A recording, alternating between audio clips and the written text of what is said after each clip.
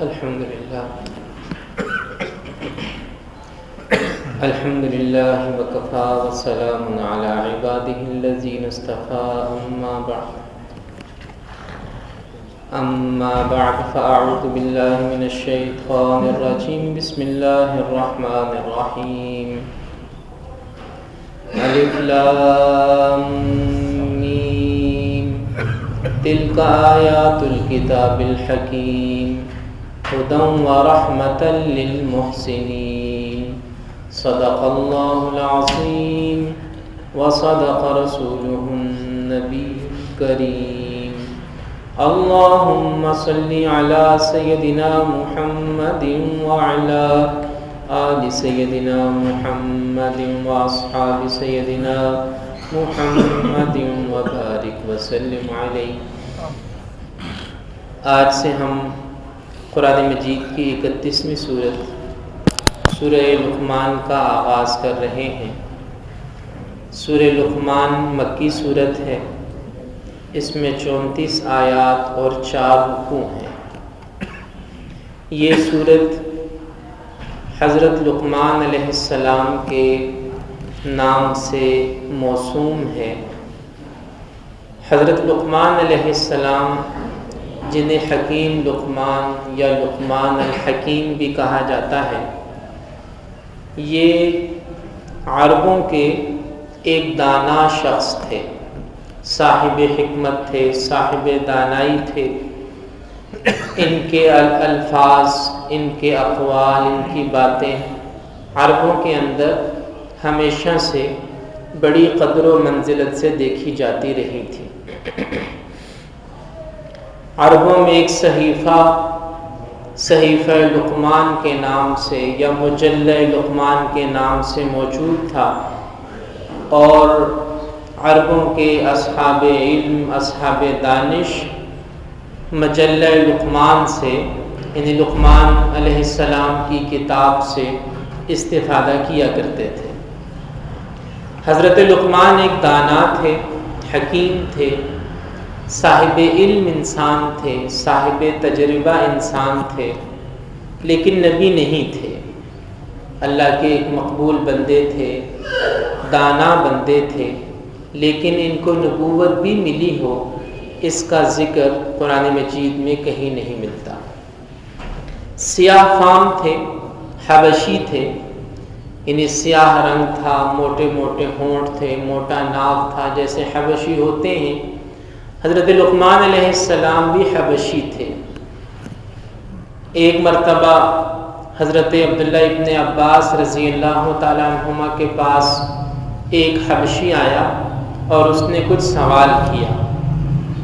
حضرت عبداللہ ابن عباس رضی اللہ تعالیٰ عنہما نے اس کی ضرورت پوری فرمائی اور ساتھ ایک نصیحت فرمائی کہ اپنے رنگ کے کالا ہونے پر اور اپنے ہونٹوں کے موٹا ہونے پر کبھی افسوس نہ کرنا، اس لیے کہ 3 افراد ایسے گزرے ہیں جو تھے تو حبشی، سیاہ فام، لیکن وہ دنیا کے بہترین لوگوں میں سے تھے۔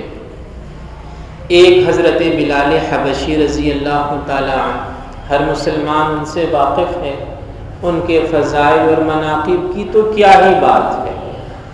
دوسرے حضرت مہجا، یہ حضرت عمر رضی اللہ تعالیٰ عنہ کے غلام تھے، اور اسلام میں سب سے پہلی شہادت حضرت مہجا کی ہوئی ہے دین اسلام کی خاطر۔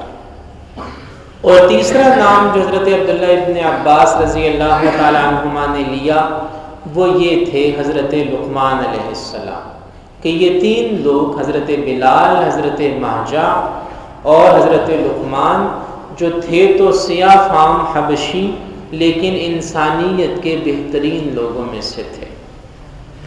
حضرت لقمان علیہ السلام، لقمان حکیم، لقمان دانا، ان کی دانائی کے واقعات، ان کی دانائی کی باتیں اسلامی تاریخ میں بھی ملتی ہیں، تابعین کے ہاں صحابہ کرام نے بھی بیان کی، رسول پاک صلی اللہ تعالی علیہ وسلم نے بھی ذکر کیا، اور قرآن مجید میں بھی اللہ تعالیٰ نے حضرت لقمان علیہ السلام کی نصیحتوں کو جو انہوں نے اپنے بیٹے کو فرمائی تھی ان نصیحتوں کا ذکر بھی قرآن مجید نے خود کیا ہے۔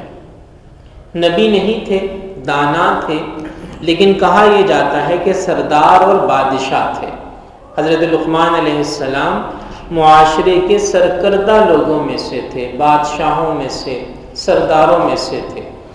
اور اس چیز کا پتہ جہاں دوسری روایات سے چلتا ہے کہ یہ ایک سردار یا بادشاہ تھے، قرآن مجید میں جو ان کی اپنے بیٹے کو نصیحتیں ہیں، ان نصیحتوں سے بھی یہی پتہ چلتا ہے کہ یہ کوئی غلام یا کوئی مخلوق الحال یا پسماندہ شخص نہیں تھے، بلکہ یہ معاشرے کے سرکردہ لوگوں میں سے، مالدار لوگوں میں سے اور سرداروں اور بادشاہوں میں سے تھے۔ وہ ایسے کہ انہوں نے اپنے بیٹے کو یہ نصیحت کی کہ آہستگی سے بات کرو، عاجزی سے بات کرو، اپنی آواز کو دھیما رکھو، زمین پہ اکڑ کے نہ چلو۔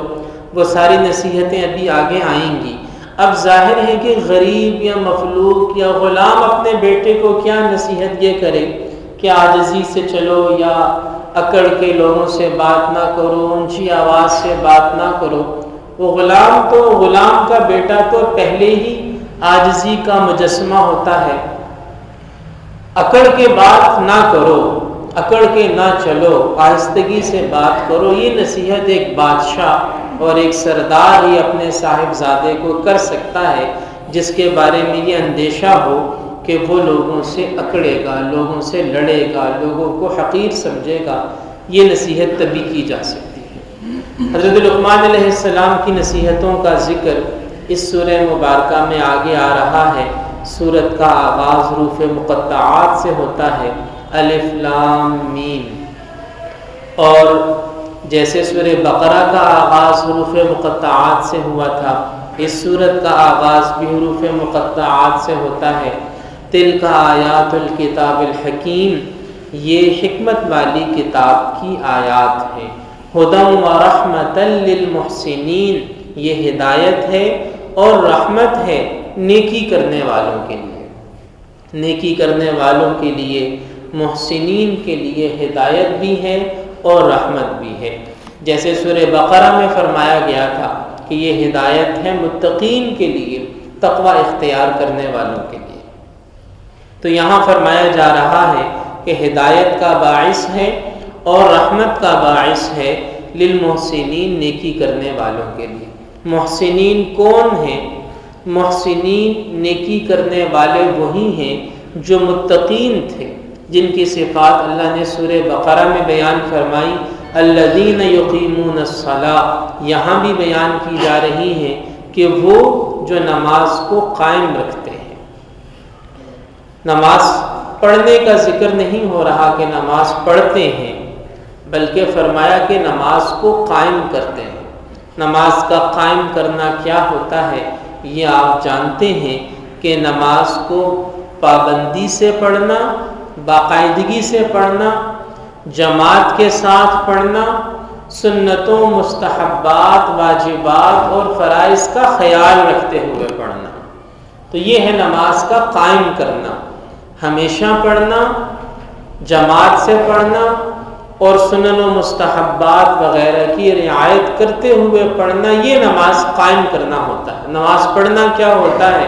کبھی پڑھ لی، کبھی نہ پڑھی، کبھی جماعت سے پڑھ لی، کبھی بغیر جماعت کے پڑھ لی، اور کبھی سنتیں پڑھ لی، کبھی سنتیں چھوڑ دی۔ وہ ہوتا ہے نماز کا پڑھنا، اور قائم کرنا یہ ہوتا ہے۔ اور دوسری صفت وَيُؤْتُونَ الزَّكَاةَ، زکوٰۃ ادا کرتے ہیں۔ زکوٰۃ مالی عبادت ہے، مالی عبادتوں میں سر فہرست عبادت ہے، اور نماز بدنی عبادت ہے، بدنی عبادتوں میں سر فہرست عبادت ہے۔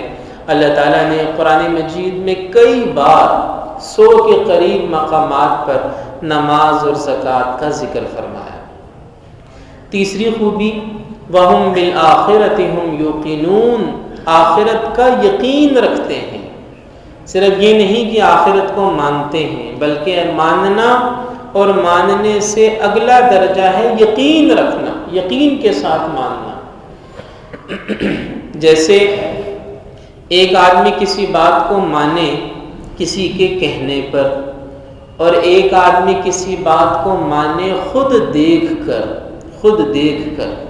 اب کسی کے کہنے پر ماننا یہ صرف ماننا ہے، اور خود دیکھ کر ماننا یہ یقین کے ساتھ ماننا ہے. تو اللہ تعالیٰ فرماتے ہیں کہ آخرت کا یقین تمہیں ایسے ہونا چاہیے جیسے تم نے دیکھ لیا. صرف ماننا کافی نہیں ہے، بلکہ یقین کے ساتھ ماننا یہ بھی ضروری ہے.